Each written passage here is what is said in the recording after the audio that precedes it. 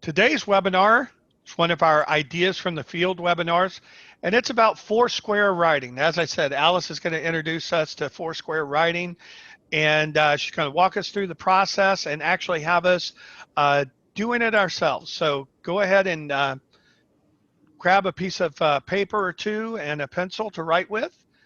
A little bit about what we're doing. We are recording today, so we'll send out a follow-up follow-up email sometime next week. It'll have a recording to the webinar. Alice has agreed to share her slideshow with us. We will put together a summary, like a one-page summary with key points that Alice talks about and any links that she shares. That's a nice piece that you can share with your colleagues. And then we'll also include a transcript of the chat, the Q&A, and you guys will get a certificate for having attended today. Regarding the Q&A, we're going to ask that you use the chat function to introduce yourself as you've been doing. And if you want to post comments about the content or post resources that you have, things like that, interact with other attendees, all of that can be done in the chat. We're going to ask that if you have questions for Alice, that you use that Q&A function to type those questions in. That just helps us track the questions and make sure everybody's question gets answered. Alice has agreed to stick around as long as we need to make sure everybody's questions get answered. So this will help us make sure that happens. A little bit about upcoming webinars. We have a couple of more webinars coming up in May in our fundraising in a pandemic series. You see, we've got a readathon and a blind date with a book. We've got 3 webinars coming up for Pro Literacy members, part of a series called The Director's Perspective. And we're going to have new executive directors who have gone through our management and leadership training. And they're going to come in and they're going to talk about the projects that they did in their organization, kind of the issues and problems that they tackled, what they did, why they did it, and kind of the resources and things like that that they use to tackle those problems. That should be really helpful for any of you who are executive directors, and especially if you're a new executive director. And then beginning in May and June, we're going to have a series of 5 webinars around different research briefs that we have published, and you see the topics there. So go to proliteracy.org/webinars, and you'll see those in our webinar calendar. Some of the entries will have links for you to be able to register. Some of them we haven't gotten that information in yet, but we still have the schedule in there. And because you're attending this webinar today, you'll be on our mailing list for those webinars as well. All right, so that's enough of the logistics. I'm going to introduce to you Alice Shepard. She is the program coordinator for Bridgerland Literacy in Logan, Utah, and you see their link there. And I'm going to stop sharing my screen and turn things over to Alice, and she's going to teach us about Foursquare writing. Alice, it's all yours. Thanks. Just one second, let me get this going. My name is Alice Shepard and I'm with Bridgerland Literacy. You might hear me refer to it as BLIT. We are a small adult literacy program in northern Utah, and we take care of the whole valley. It's called Cache Valley, and there's probably about 10 or 12 communities within this valley that we work with. Bridgerland Literacy started with a Vista volunteer in Little Richmond, Utah, and she noticed that there was a need for help with the individuals in learning to read.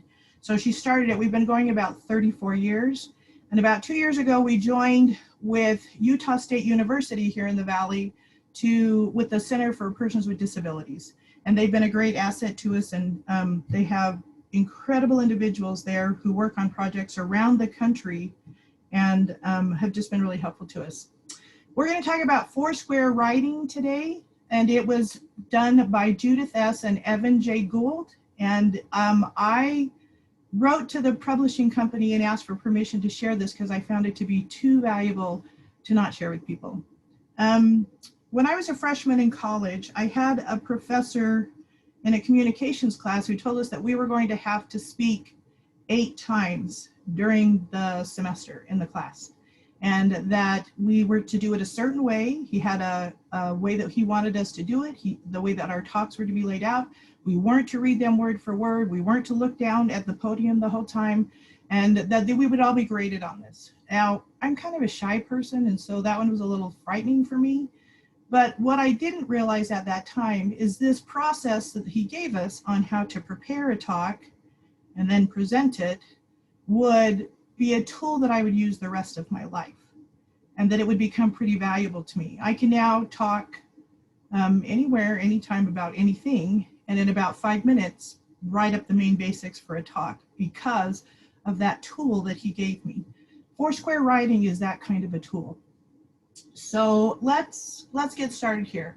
I'm going to explain a few things about how I started to teach it, and then we're going to get into Foursquare writing.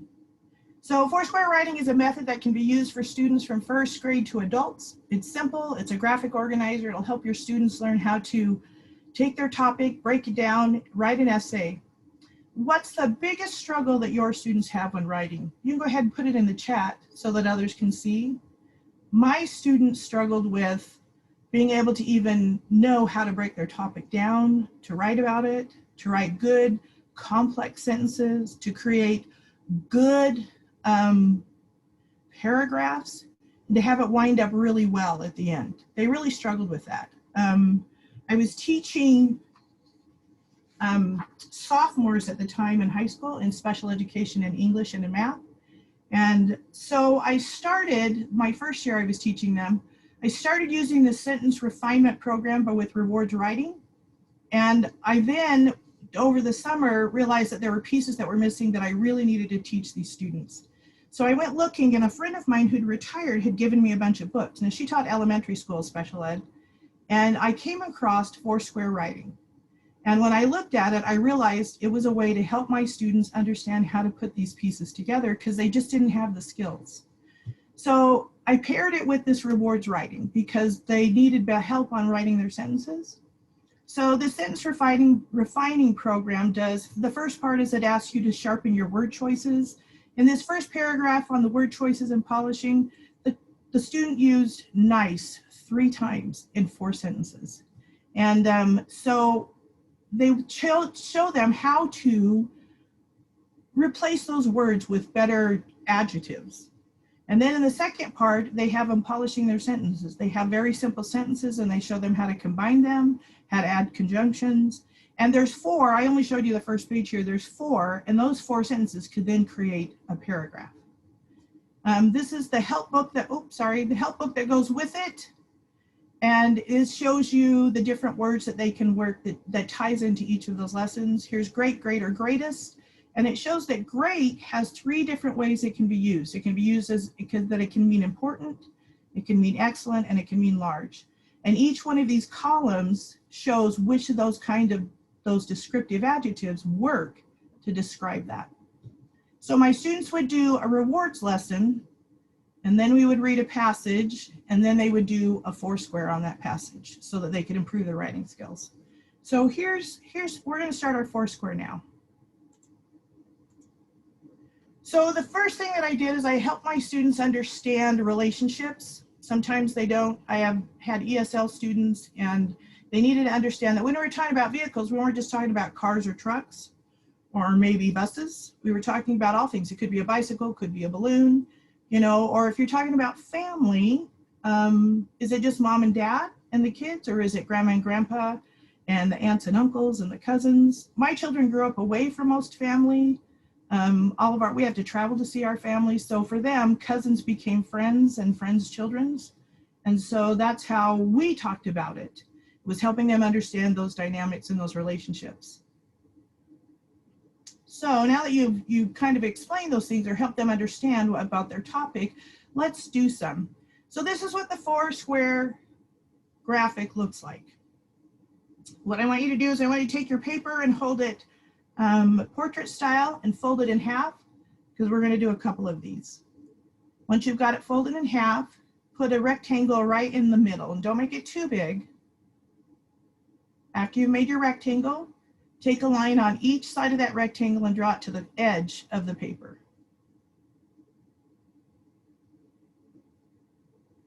The center blue box here and the center on yours is going to be box 1. The top left is going to be box 2. The top right is going to be box 3. The bottom left is going to be 4. And the bottom right is going to be 5.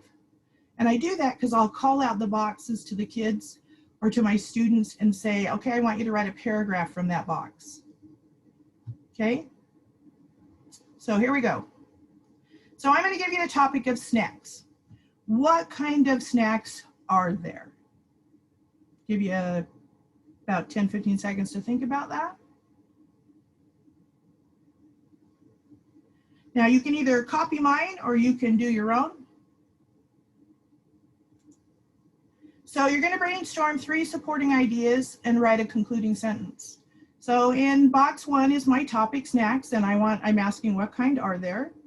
So for me, there are sweet snacks, salty snacks, and healthy snacks. Now I need to write a concluding sentences. So snacks are salty, sweet, salty, and healthy.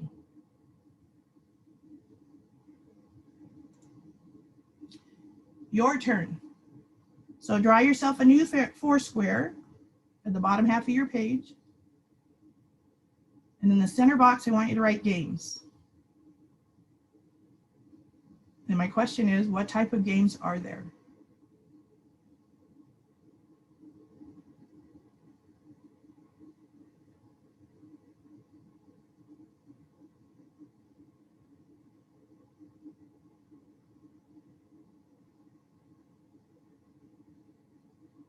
Okay.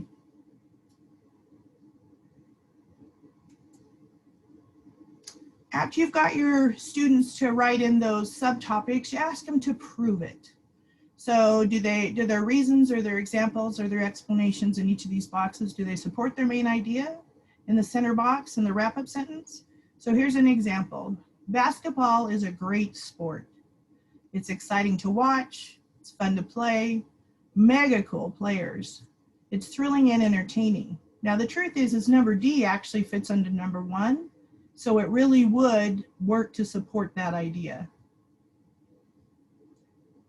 Asking your students to prove it helps them make sure they've pulled out the key topics or subtopics for their topic, and it helps them to understand how they relate because they're going to have to write about that. So now let's go back to our snacks. And let's add 3 details under each subtopic. So under sweet, salty, and healthy, put 3 bullet points. Now again, you can follow mine or you can put in your own sweet, salty, and healthy snacks. So mine would be cakes, chocolate, and ice cream. I live in Cache Valley, and Utah State's famous for its Aggie ice cream, and Aggie Blue's my favorite. So ice cream is actually my very favorite sweet snack of all times. Then there's chips, pretzels, and crackers for salty. There's fruits and veggies, cheese and nuts for healthy. So this is how I've broken down my topics. Now, I want you to notice that I just created a paragraph. I just now have to write the sentences for each one of these boxes 2, 3, and 4. And each of these 3 bullet points, you could put 3 bullet points underneath them. If I really needed to describe why cakes were important to me or which ones I liked, I could put 3 bullet points for 3 favorite cakes underneath there, 3 favorite chocolates, 3 favorite ice creams. And if I needed to, if the topic was really deep enough, I could put 3 under each of those 3. So what this does is it shows you how to lay out the whole plan to start your writing.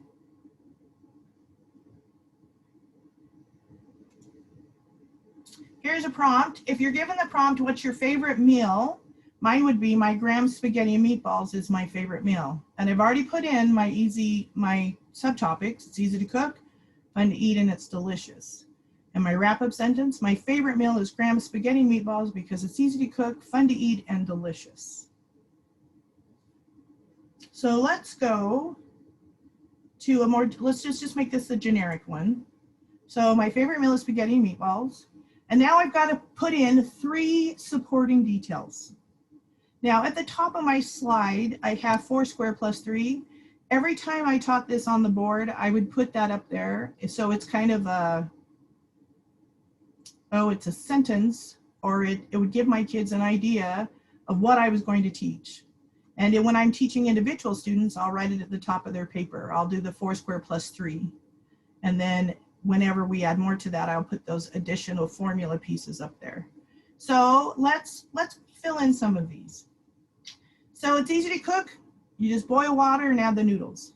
You roll, you mix, and cook the meatballs. If I was doing it with my grandma, that would be the fun part. But if I'm just cooking spaghetti, I'm just going to use the frozen ones, pull them out, pop them in the oven, crisp them up.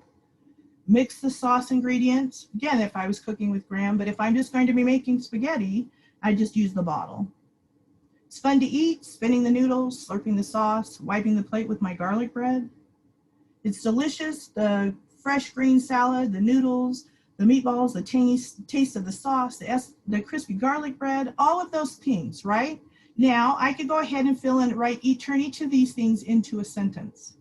You know, it's easy to cook. I'm going to boil water, and once it starts to boil, I'm going to add the noodles.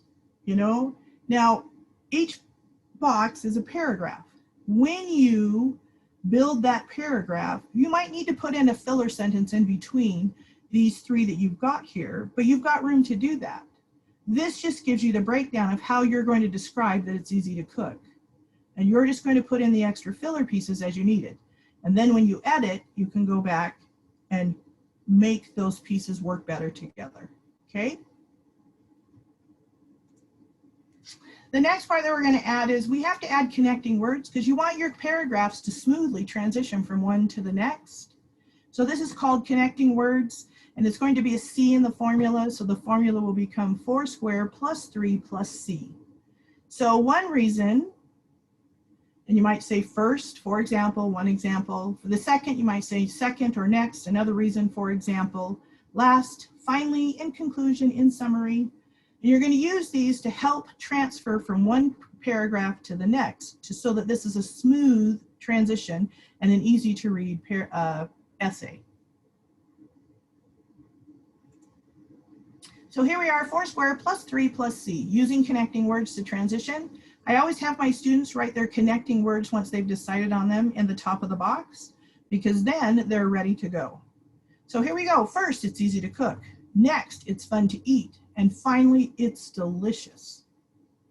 And I just moved all the way through that whole essay without any stumbling parts. It just moved really smoothly. And that's why these connecting words can be important. Okay, the next thing we're going to add is vivid language. So now our formula is 4 squared plus 3 plus C plus V. Vivid language is those adjectives, those descriptive words that you're going to use. It's always good to use sensory experiences, you know, taste and touch and smell. All of those things make it easier to describe. So if my detail is pepperoni pizza, how does it smell? How does it taste? What do you hear? When that waitress pops that pie on the table for you, is it sizzling? Is there steam coming off of it? Is it the smell of melting cheese wafting in the air? Can you smell it? Can you feel it? How's it going to taste? Or is your mouth watering? Those are the kind of things that you're going to want to help your students understand that they need to describe things. I gave my students a sheet like this that says like what? And then I put, you know, the 5 senses and emotions at the bottom, and then I gave them room to write these things. So if I ask you what cold was, how to describe it, now cold, fun, and blue are already descriptive words, but if I asked you to describe cold, what would you describe it as? You can put that in the chat if you want.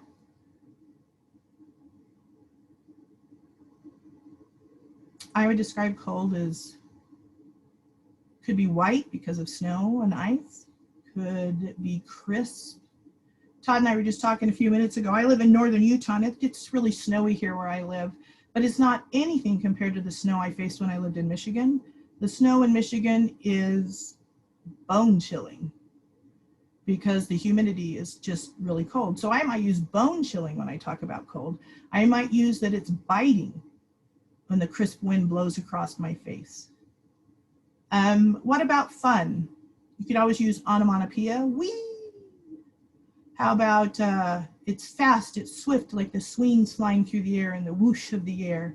What about if you're floating down the river and the river's slow and lapping quietly against the tube as you're floating down it with your friends and you're laughing? What words would you use to describe that fun? What about blue? Could be the sky. Blue could actually be used to describe somebody who's sad or somebody who's cold. And so those words are the kinds of words you want your students to be able to pull out when they want to describe things to make their writing more interesting. Now we're going to talk about the first paragraph and the last paragraph. We always do those last. Improving the first paragraph, you need a topic sentence. That's the center of your foursquare. You're going to a wrap-up sentence without those connecting words. Personal or reflective sentence. So I have a paragraph here for you. Thanksgiving is my favorite holiday. So my prompt was, what's your favorite holiday? Mine is Thanksgiving, so it's my favorite holiday. It is the great time of year to get together with family. I love this time of year for all the fall colors, the food, and spending time with family. I live away from them. To go home for Thanksgiving is a fabulous thing. So all those three key elements are there. Now you can always add more to fill this paragraph out more, but when you first start your students, they're only probably going to do these first three sentences for you, the first three that are required. It's when you get to editing that you can help them figure out that they need to add more to make it a fuller paragraph. Now the last paragraph, you're going to need a wrap-up sentence with a connecting word, and a personal or reflective statement or sentence, and a question or an exclamation. An exclamation will work. So here's one. Again, it's about Thanksgiving. Thanksgiving is a great holiday. It is my favorite, in fact. We travel from all over to be together, delight in the beauty of the season, enjoy with helping my grandmother cook, share the gratitude of the blessings we have, and hence it is a great time of year. Are you grateful for Thanksgiving too? Again, each of these paragraphs will be fleshed out deeper once they start writing. But these are the basics that you're going to do to get them down on the graphic. Now about taking it off the organizer. So this paragraph, or this essay, is about weekends are great. One reason, I've got my connecting word, my transition words up there at the top. You get to sleep in. So that's my subtopic. You're going to talk about why it's important to stay in your PJs. You can stay in your PJs all day and not put those terrible work clothes on. You don't have to shower if you don't want to, or at least wait until late afternoon. You can lounge around all day and take your time to do whatever you have to do that day. Also, you can play around. And so you can see all of these. They're all laid out. And there's explain the comfy, explain until afternoon, explain all of those things. So as I write my sentences, that's what I can start to do. Now, when I would give my students a foursquare, we started with easy ones, like topics just like snacks and games, favorite vacations, least favorite vacations. And then I would say to them, once this foursquare was filled out completely, I say to them, write paragraph 3 for me. Then the next time I'd say, write paragraph 2 for me. Then I'd say, write paragraph 4. And then we'd work on 1 and 5. But I never gave them the same paragraph and I never put them in order. And because I wanted my students to be flexible. You might be a person in a team and you only get to do part 3. And so I wanted them to be flexible about what they could do it and when they could do it, and not to be panicked if they weren't doing it from the very beginning.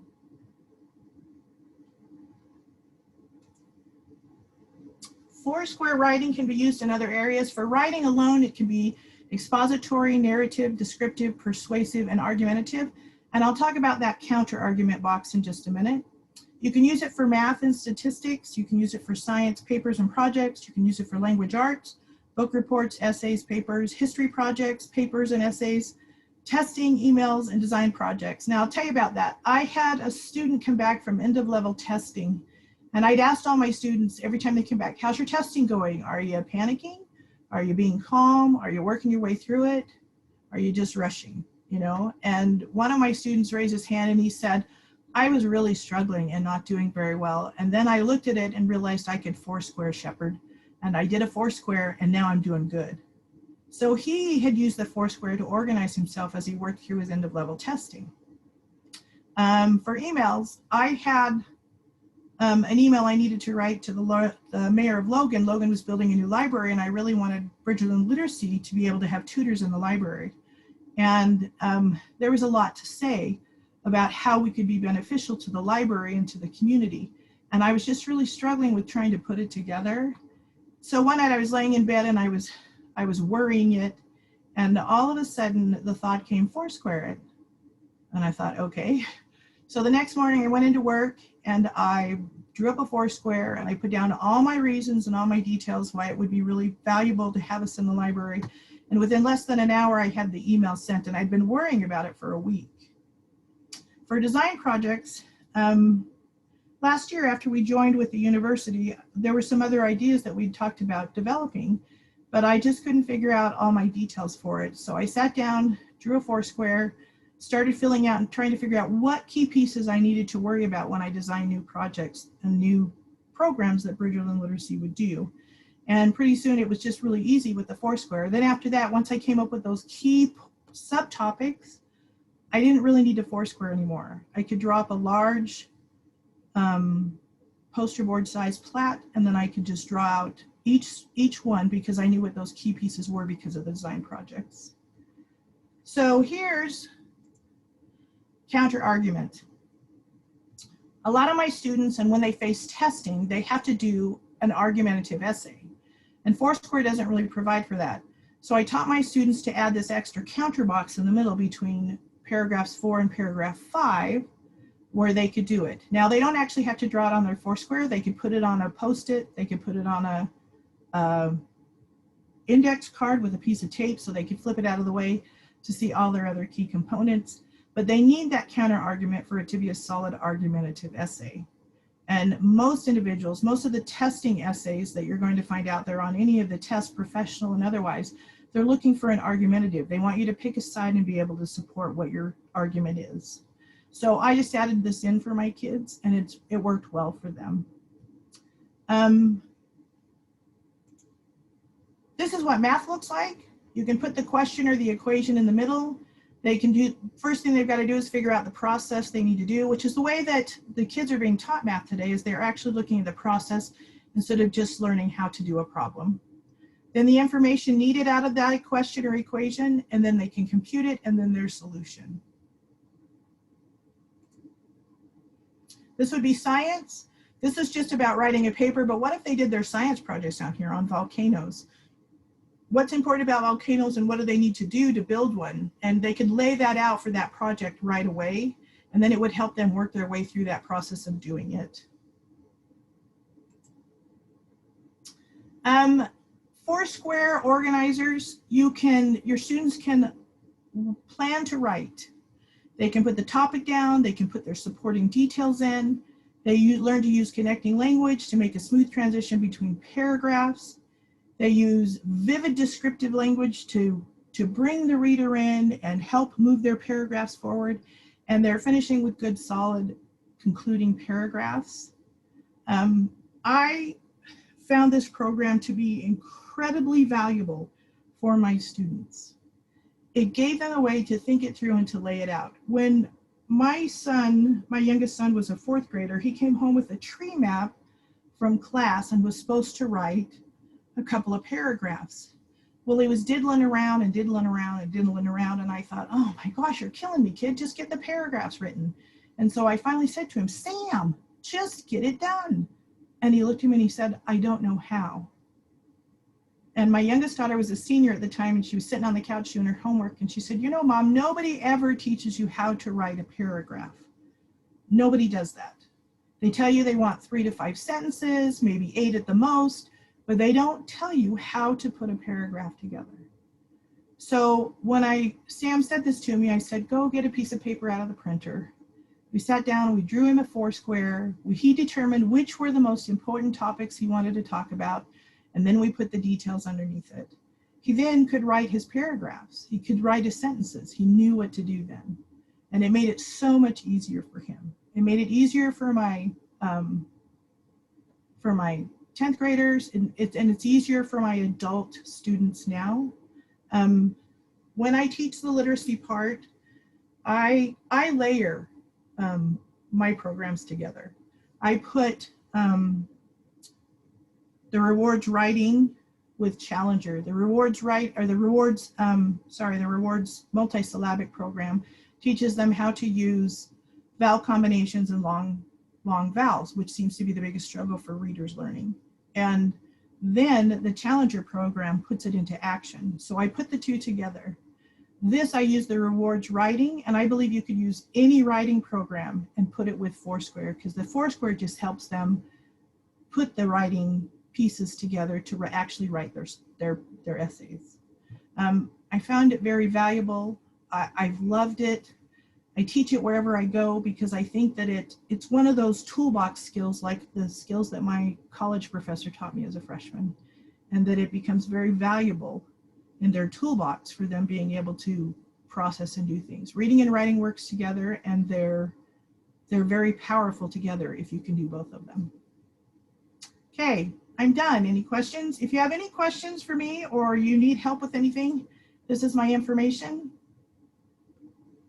I'd love to hear if you're successful. I'd love to hear if you need help. Okay, Todd, you're up. Thanks, Alice. Yeah, and while people are typing in their questions, we had one question that kind of, for clarification, that came up during the in the chat while you were presenting. And so I want to be clear, the different stages are Foursquare plus 3 plus C plus V. Is that correct? Yes. And that's the Foursquare graphic plus 3 details in each of those boxes 2, 3, and 4. Plus C is the connecting language. Yes. And plus V is the vivid language. Is that correct? Yeah, that's your adjectives and stuff. All right. All right. Excellent. So I hope that answered that question. We have another question in the Q&A. It says, I am unclear on how to use the counter argument. What goes in it? Where does it fit into the essay? So can you explain a little bit more how you lead students through using that counter argument box? Do they just kind of put some ideas in there and then flesh those out, or is there a more systematic way of kind of thinking about what goes in there? So an argumentative essay is you're given a choice in your prompt. Are you for school lunches or are you not? Are you for uniforms or are you not? And your student picks a side. So say your student argues for not wearing uniforms. The counter argument is just before the end of the essay. You're supposed to argue the other side kind of quickly. So the other side's going to say to you, gee, I really think that school uniforms is a much better choice. The kids don't have to spend extra money on clothes. They don't have to feel bad because they have less than someone else. And you kind of give the reasons what the other guy is going to say. And then in your concluding argument, you come back and you shut them down, more or less. You use the whole parts of your essay that show why your side of the question is much stronger. So the counter argument is just arguing the other guy's point or what the other guy's going to say about what you're saying. Does that make sense? Okay. So it almost acts as like an anchor to keep you kind of focused and make sure you're addressing those counter arguments either in your 3 detailed squares and in your wrap-up sentence. Yeah, and why your side of the question is much stronger than the other side. Excellent. Excellent. We have a couple more questions. So Leslie asked, when you talk about Challenger and rewards, were you referring to the Challenger adult reading curriculum? Yes. Okay. From New Readers Press. And I use the rewards. I usually start with the rewards first. And rewards is a direct instruction program. I tell my adult readers that I tell them it's a call and return. I call out the information, you return it to me. So first you hear it, then you say it. It helps you remember it. And then it usually takes them about 30 minutes through the first half for the first time, the first 2 or 3 times through the lesson. And then pretty soon it gets into a rhythm where they're pretty fast about it. And we can do it in about 20 minutes. And then we do the Challenger lesson right afterwards. And the Challenger lesson puts those pieces into, it puts those those vowel combinations and those long vowels into work, into reading sentences, into telling the difference between cap and cape, and recognize them as they see them, which is usually the issue they have, at least the readers I've worked with have been. And then sometimes I'll do the Challengers writing program with it. But about 10 lessons in during the reading, the literacy lessons, I will start introducing the Foursquare writing, because writing and reading go together. So after they've gotten good at these lessons at the rewards and Challenger, then I move them into writing about it too. So they might write about the paragraph or the story they read in Challenger that day. And I'll send it once their Foursquare is totally laid out, I'll send them home and they write their paragraph at home. And then they come back and we go over it when they come back the next time. My students usually meet with me for an hour at a time, twice a week. And so then they'll come back and we'll go over that again. And then we'll do another paragraph and I send them home with that one. So by the end, they've got a full 5-paragraph essay. We edit it, we talk about what pieces were strong, what needed to be better, and they move forward. But it works in conjunction with their reading.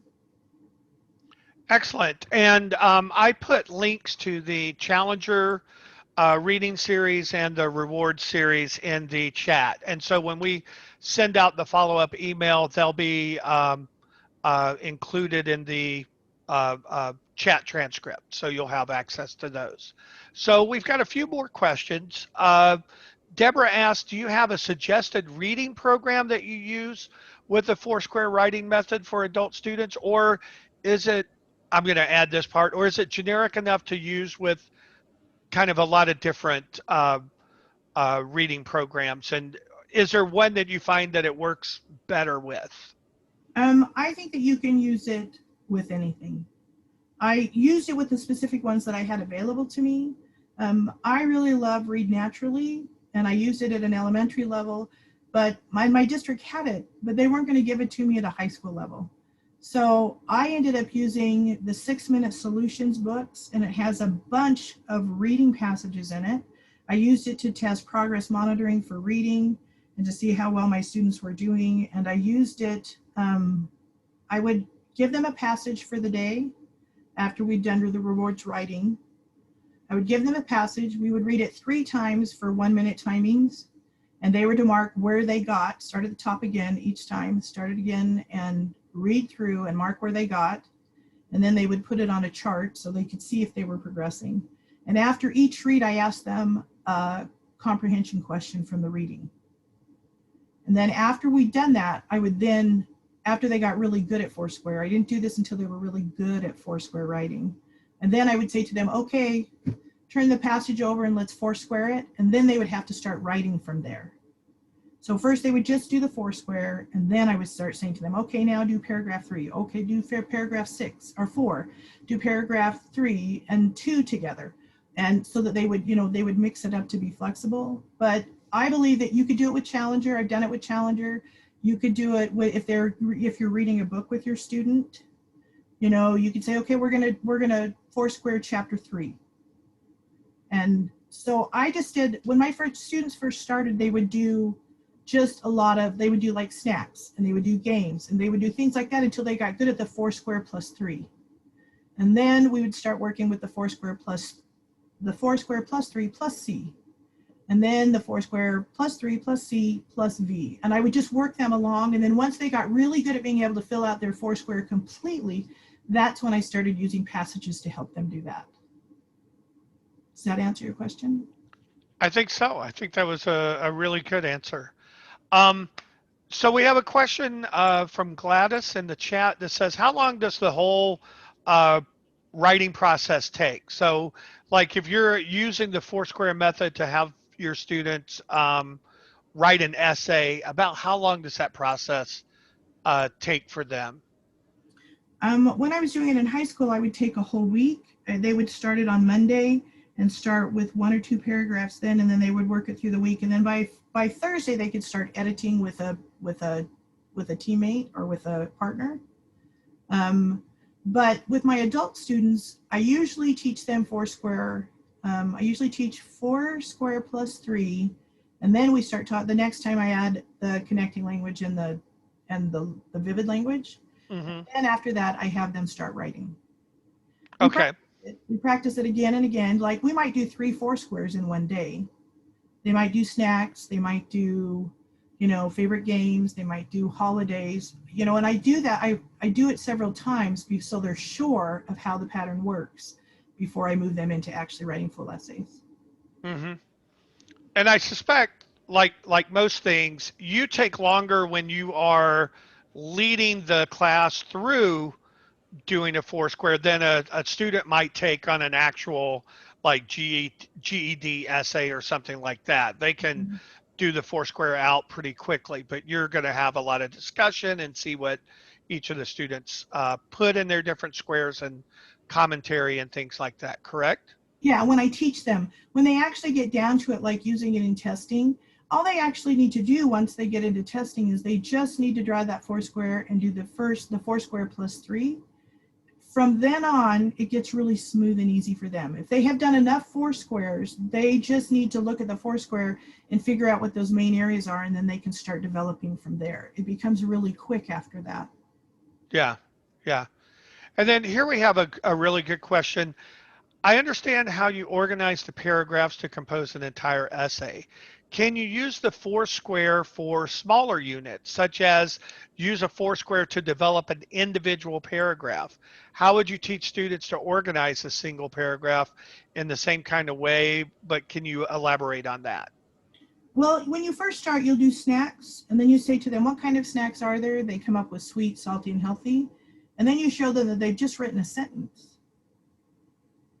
And then when they start adding the details, you might start with just one at a time. So, okay, we're going to go to sweet. Give me 3 sweet things that are your favorite to have. And then you just develop that one paragraph from there. So you could just use one box at a time. Hmm. And then, that, and I always tell my students, each of these boxes contribute to that concluding paragraph. You can use any of the information you used in those other 4 paragraphs to write that last one. You might want to Hmm. switch it up a little and not use the exact same words. And I teach them kind of how to do that, but each box can be done all on its own once the main Foursquare is laid out. Right. So kind of in your example of snacks and then sweet, salty, and healthy, you can develop the details and the vivid language in that, but you could also take that sweets box and move it over to an additional Foursquare where sweets is in the middle, and then Yep. you have cake in one square, and I forget ice cream was one, and I forget what the third one was, but then they can use that Foursquare to develop their vivid language and those sorts of things. Yep. And I always have them write it at the top of that Foursquare so they don't have to stop and think about it or go back and look. So once they decide their connecting language, I tell them to write it in. Once they decide their vivid language, I tell them to, write it in. And then, yeah, so each box could then be broken down into a Foursquare if you wanted to. Okay, okay, excellent. Alice, I think that's all of the questions uh, that we have. I think we saw a lot of really good comments. People are excited about learning this, how to use this graphic organizer. They are very excited that you're going to share your slides with them so they can go back and refer to them. Oh, we have one more question from Rebecca. Do you have advice on differentiating what goes into um, the intro versus the conclusion paragraphs? So you've got kind of those 3 uh, elements that you're expanding on, but you have to have an introductory paragraph and a concluding paragraph. How do you help students kind of differentiate what information goes where? Well, you want to teach your students that you kind of want to hook, you want to grab them and bring them in for that intro paragraph. The closing paragraph, it can use parts of that intro paragraph and the other 3 to help tie it all together. I always tell them they want to put a bow on the end. It all has to make sense. It all has to come together, and that you can use information from those 3. Like, okay, so on my snacks one, so I might say that in my concluding paragraph, we talked about that snacks are sweet, salty, and um, healthy. And then you might want to go on and say something like, um, My favorite is sweet snack though is really that ice cream from Aggie Ice Cream. That blue Aggie Mint is my favorite. But and then you're going to go on and you might talk about something about salty and you might talk about something from the healthy, but it would really be far wiser if I ate more healthy snacks than those sweet and salty ones. So the first paragraph is simply going to be, it's going to introduce you to the whole thing, and the concluding paragraph is going to tell you why all those, including the first paragraph, is why that is also important, or why it all makes sense in this story. So I just try to teach them that the intro paragraph is introducing them to the subject, and they've got to have enough interesting information to move that forward. And the concluding paragraph is going to show why they were right at the first, in the beginning one, to introducing them to it in the first place. And I know some kind of standard techniques that uh, people teach students is to like ask a question in the opening and then in the closing, like confirm that you've answered that question. Mhm. Some things like that can serve as hooks as well. Yeah, So, and it depends on the type of essay they're writing. Are they writing expository or are they writing an argumentative? And mhm. that kind of depends. That helps to guide those paragraphs. So, Okay, excellent, excellent. All right, I think that's it. So I'm just going to remind people that you'll get a recording of the webinar and the slides and the chat wrap up and things like that, and to encourage you to keep your eyes open for invitations to future webinars. Alice, I'd like to thank you for sharing this great writing technique with us, taking time out to do that, and wish everyone a happy rest of the day. thanks. Thank you.